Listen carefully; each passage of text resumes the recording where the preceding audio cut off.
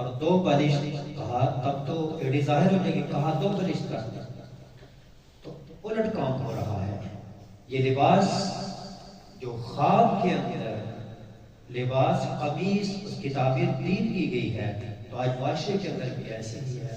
اور امام ابن تیمیہ رحمہ اللہ بھی اس حدیث سے یہی فقہی نقطہ نکال کر گئے ہیں کہ جتنا دین سکڑتا چلا جائے گا، جتنا دین کم ہوتا چلا جائے گا، اتنے لباس سکڑتے چلے جائیں گے۔ یہ لباس کا سکڑنا کوئی عام کام نہیں، عام معمولی معاملہ نہیں۔